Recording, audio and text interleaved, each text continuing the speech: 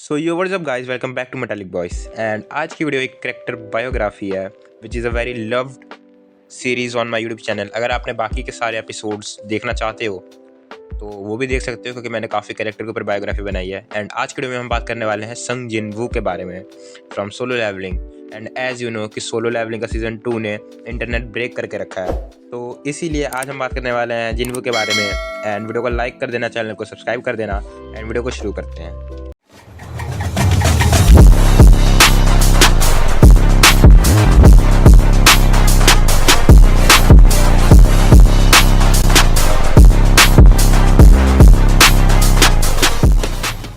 तो शुरुआत करते हैं हम जिन्वू के अपीयरेंस के बारे में।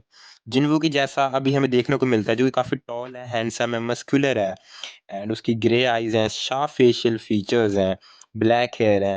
एंड जब वो अपनी पावर्स यूज़ करते हैं तो काफ़ी इंटेंस मोड में होता है। एंड उसकी जो आइज़ हैं वो पर्पल कलर की ग्लो करती हैं। बट जिन्वू हमेशा से ऐसा नहीं था। सिस्टम मिलने से पहले वो काफ़ी एक बच्चा था। एंड उसके फेशियल फीचर्स भी इतने शार्प नहीं थे, काफ़ी छोटा लगता था वो। हाइट में भी छोटा था, काफ़ी कमज़ोर था। बट सिस्टम मिलने के बाद वो काफ़ी ज़्यादा हैंडसम हो चुका है एंड ताकतवर हो चुका है। जिन्हों की पर्सनैलिटी के बारे में बात करें तो जिन्हों काफ़ी हम्बल इंसान है, जो कि सबकी केयर करता है, अपनी फैमिली केयर करता है, अपने लव्ड वंस की केयर करता है, उनको प्रोटेक्ट करना चाहता है। एंड जब वो स्ट्रॉन्ग बन जाता है, जब सिस्टम उसे मिल जाता है ना, वो one of the strongest Hunter बन जाता है, तो ऑफ कोर्स वो ऐसे ही करता है कि जो उसकी बहन है जिना के लिए, उसके लिए वो एक सोल्जर छोड़ता है जो कि उसे हमेशा प्रोटेक्ट करे। अपनी मदर को भी वो सही करता है। तो इससे हमें पता चलता है कि जो जिन्वू है वो काफ़ी ज़्यादा सॉफ्ट हार्टेड है। एंड हम ये इस बात से भी पता लगा सकते हैं कि जो जिन्वू है वो सबसे स्ट्रॉन्गेस्ट हंटर है पूरी दुनिया में। बट फिर भी उसके अंदर बिल्कुल भी एरोगेंस नहीं है। वो हमेशा पोलाइट रहता है सबसे, जो अच्छे इंसान है। एंड वो सबकी मदद करता है। तो अब बात करने वाले हैं हम जिन्वू के एबिलिटीज़ के बारे में। एंड फर्स्ट एबिलिटी आती है immeasurable strength. As you know कि जिन्वू के पास काफ़ी ज़्यादा स्ट्रेंथ है एंड वो काफ़ी ज़्यादा क्रिटिकल डैमेज करता है। जहाँ पे कि हम देखते भी हैं थॉमस आंड्रे, जो कि 5th नेशनल लेवल हंटर है, उसको वो कितनी बुरी तरीके से मारता है। एंड जो डॉन्सू है, उसको भी इतनी बुरी तरीके से मारता है। तो यहाँ से हमें पता चलता है कि उसके पास स्ट्रेंथ बहुत है। जहाँ पे हम मानवा के अंदर भी देखते हैं कि जब गोटो ryuji, जो कि स्ट्रॉन्गेस्ट हंटर है जापान का, एंड जिन्वू के बीच में फाइट हो रही होती है, तो जो गोटो ryuji है वो डेथ को एक्सपीरियंस करता है बिल्कुल पास से। बट अनफॉर्चुनेटली हमें ये एनिमे में नहीं दिखाया गया है एंड ये सीन्स काट दिए गए हैं, I don't know why. But ये ज़रूर एनिमे में होना चाहिए था। जो सेकंड एबिलिटी है वो इमेजरेबल स्पीड है। जहाँ पे हमें पता है कि जिन्वू की स्पीड हमेशा बढ़ती रहती है, क्योंकि उसके जो स्पीड के लेवल्स हैं वो भी बढ़ते हैं। एंड उसकी स्पीड काफ़ी तेज़ है, जो कि एनिमीज़ उसको ट्रैक नहीं कर पाते कि वो कहाँ पे है। एंड वो स्पीड के ज़रिए काफ़ी ईज़िली हमले कर सकता है एंड क्रिटिकल डैमेज देके दुश्मन को हरा सकता है। जो नेक्स्ट है वो है इमेंस ड्यूरेबिलिटी। जो जिन्वू की ड्यूरेबिलिटी है वो काफ़ी ज़्यादा है एंड उसे फिज़िकल डैमेज काफ़ी कम पड़ता है। जहाँ पे हम देखते हैं कि जब एंट किंग जब पंच करता है जिन्वू को, तो उसके फेस पे छोटे-मोटे कट्स आते हैं, क्योंकि उसकी ड्यूरेबिलिटी काफ़ी ज़्यादा है एंड वो उसकी फिज़िकल पावर भी काफ़ी ज़्यादा है, जिसकी वजह से वो ना थकता है, ना उसे जल्दी चोट लगती है। जो नेक्स्ट एबिलिटी है वो है कॉम्बैट मास्टरी। एंड ये तो आपको पता ही होगा कि आपने फाइट सीन में देखा ही होगा ऑफ कोर्स, कि उसकी फाइट्स कितनी मस्त होती हैं, कितने सारे उसके मूव्स होते हैं, जहाँ पे वो अचानक से स्पीड या गायब होके बंदों को मारता है। एंड उसके combats level to level up होते रहते हैं एंड काफ़ी अच्छे होते रहते हैं, बेहतर होते रहते हैं।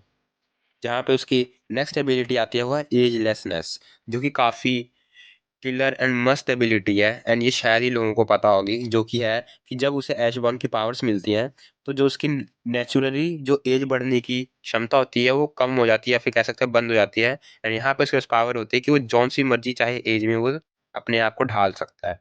तो उसकी एज नहीं बढ़ती है, बट वो जिस मर्जी चाहे एज में वो अपने आप की बॉडी को चेंज कर सकता है। जो नेक्स्ट एबिलिटी है वो है अम्ब्रेकाइनेसिस, जो कि काफ़ी मस्त एबिलिटी है, क्योंकि वो शैडोज़ को कंट्रोल कर सकता है।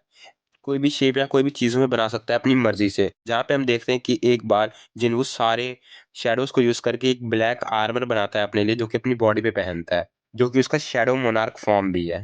मेमोरी मैनिपुलेशन, जिन्हों एक नॉर्मल ह्यूमन बीइंग की मेमोरी मैनिपुलेट कर सकता है काफ़ी ईज़िली एंड उनका माइंड बदल सकता है।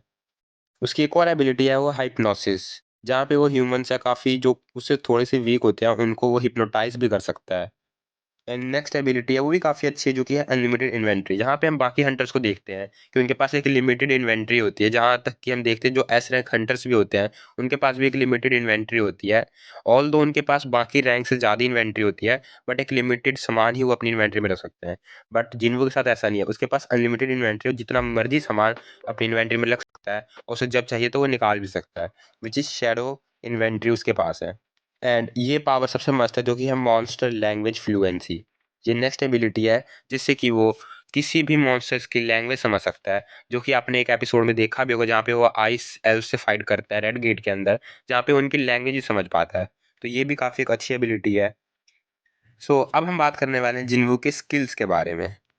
तो अब बात करें जिन्वू की स्किल्स के बारे में, तो स्किल्स के अंदर उसकी 2 स्किल्स आती हैं, एक है पैसिव स्किल्स एंड एक है एक्टिव स्किल्स। तो फर्स्ट हम बात करने वाले हैं पैसिव स्किल्स के बारे में, जिसमें कि फर्स्ट आता है विल टू रिकवर, जो कि है कि जिन्वू अपने आप को फुली बॉडी रिकवर कर सकता है जब वो चाहे। एंड सेकंड जो है वो है लॉन्गेविटी, जो कि जिन्वू की जो बॉडी है वो हर डिसीज़, पॉइज़न से इम्यून है, जो कि उसे कोई भी हार्म नहीं कर सकता, एंड उसे कोई भी बीमारी वगैरह नहीं हो सकती। नेक्स्ट है detoxification, and if any chance में अगर उसकी बॉडी कोई डिजीज भी हो जाए, तो डिटॉक्सिफिकेशन के करके उसकी बॉडी खुद को ही क्लीन करती रहती है, और जितनी पॉइजन वगैरह है उन सबको डिटेक्ट करके उसके ब्लड स्ट्रीम से सब कुछ निकाल देती है। नेक्स्ट है टेनासिटी, जो कि है कि अगर जिन्वू की किसी बैटल में 30% से लो हेल्थ हुई, तो उसके ऊपर जो नेक्स्ट कोई भी डैमेज आएगा वो 50% कम हो जाएगा।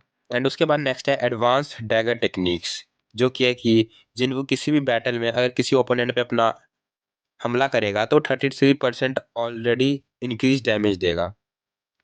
तो ये थी उसकी पैसिव एबिलिटीज। अब बात करते हैं उसकी एक्टिव स्किल्स के बारे में, जो कि है फर्स्ट स्टेल्थ, जिसमें कि जिन्वू कैमोफ्लाज हो सकता है अपने सराउंडिंग्स में, अपने सारे ट्रेसेस को हाइड करके।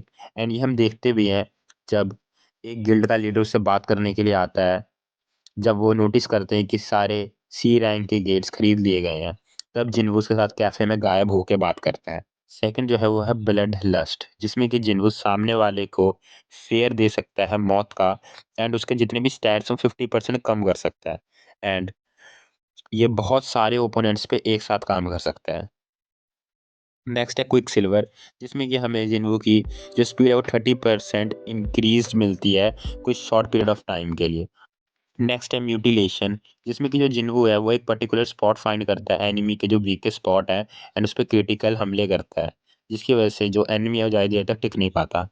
नेक्स्ट है रूलर्स अथॉरिटी, जो कि है कि जिन्वू अपने आसपास किसी भी ऑब्जेक्ट को कंट्रोल कर सकता है टेलीकिनेसिस के थ्रू, एंड वो इसके थ्रू एयर को भी कंट्रोल कर सकता है अपने सराउंडिंग्स में, जिससे कि वो अटैक्स वगैरह काफ़ी इजीली डॉज कर सकता है।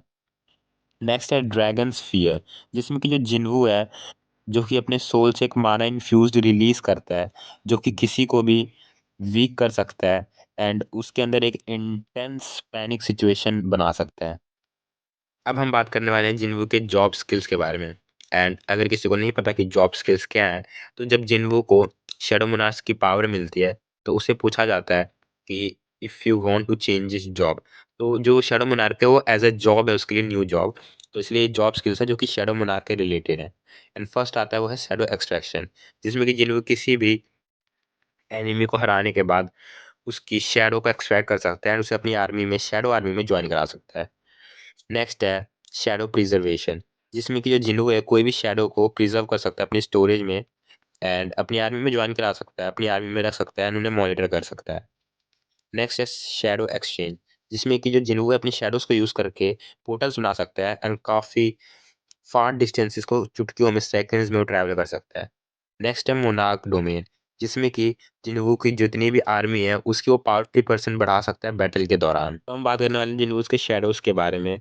जैसे कि आपको पता है कि वो शैडोज काफी एक्सटेंड कर सकता है, एंड उसकी आर्मी में कुछ top level commanders and shadows है जो कि काफी ज्यादा पावरफुल है, जो कि है इग्रिस, टैंक, आयरन टस्क, काइसेल, बेरू, जिमा, कामिश, ग्रिड एंड बेलियन।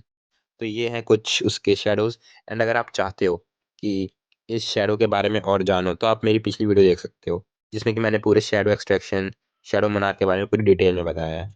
नेक्स्ट है उसके वेपन्स, जो कि है एक कज़ाकास वेनम फैंग, जिसमें कि वो किसी को भी मारता है तो उसके शरीर में वो वेनम छोड़ देता है। एक है नाइट किलर, देन है बारूकास डैगर, जो कि ऑल्सो काफ़ी एक ताकतवर है स्वॉर्ड। नेक्स्ट है demon king's dagger, demon king's long sword, Kamish wraith and trace fangs. अब हम बात करने वाले हैं जिन्हों के पर्सनल डिटेल्स के बारे में। सो फर्स्ट ऑफ ऑल जो उसके एपिथेट्स हैं, वो सबसे वीकेस्ट हंटर था ऑल मैनकाइंड का। बट अब साथ ही साथ वो पूरे मैनकाइंड का सबसे स्ट्रॉन्गेस्ट हंटर भी है। एंड वो साथ ही साथ कोरिया का 10th एस रैंक हंटर है, शैडो मोनार्क है, 6th लेवल नेशनल हंटर भी है, द घोस्ट भी है, and second rate Asian Hunter भी है।